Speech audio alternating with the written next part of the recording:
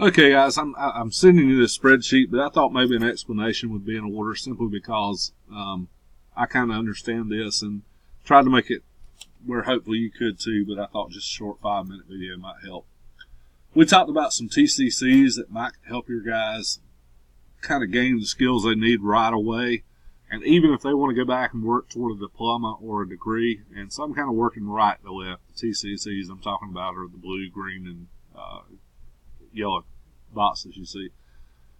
Virtually every course in here feeds into the diploma, and every course feeds into the degree. If you look, we have an embedded TCC that is direct current, AC current, and industrial wiring. Everything but the industrial wiring is in the diploma. All three of those are in the degree. When you come down to the industrial motor control technician TCC, we have industrial motor controls 1, industrial motor controls 2, and industrial wiring. So they wouldn't have to take industrial wiring again if they'd already done the first TCC.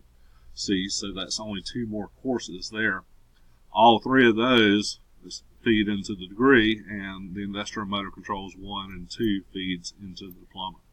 Last but not least, we got a program and control technician TCC. It's industrial motor controls 1, so we're borrowing 1 from here. Basic industrial PLCs and then intermediate industrial PLCs. So when you look at it, there's 3 here. We're borrowing industrial wiring from the one above, so that's 2 more. And we're borrowing industrial motor controls 1 from the one above, so that's only 2 more. So we're looking at a total of 7 courses. Now, I suspect somebody could do this real easily in a year. And again, if they end up going for the degree, or if this is all you guys want, those are 3 separate TCCs that we can award college credit to your students that would fit under the apprenticeship program that Roy spoke to you about this morning. And even if you guys aren't willing to, work with them as far as apprenticeship opportunities into the diploma or degree, they would always have that option as individuals to come into the credit classes and do that on their own. So they would already have somewhere in the neighborhood of a third to half of the total diploma or degree under their belt at that point. So I think these are some quick options. Our new semester starts in January of 2019, and with 7 courses, obviously they'd have to do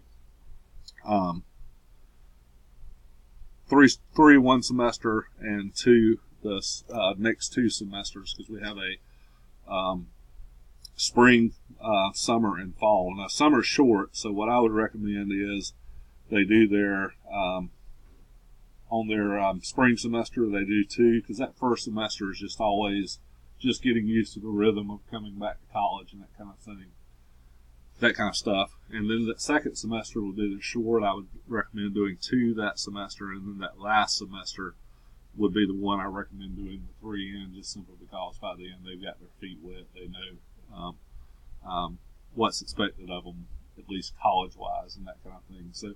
So this could easily be done in a year with, a little help from you guys, and, ensuring that their schoolwork is priority if you choose to put them in this apprenticeship.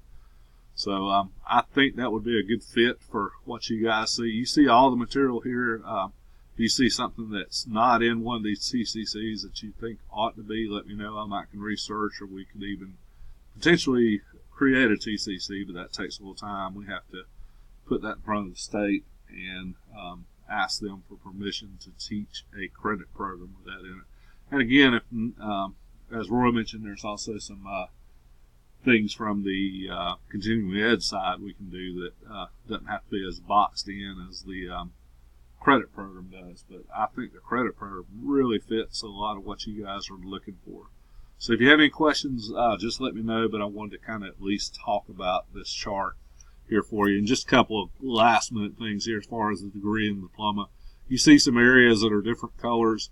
The reason I did that, they don't have to take all of those. They only have to choose 1 from the yellow and the kind of beige color here. Down here, they have to choose at least 2. Bottom line, you see the numbers to the right. As long as the total adds up to 6 credit hours. But they could do more than 2 if they wanted to. But again, that's what that's all about. So again, if you have any questions, feel free to hit me up. Thanks.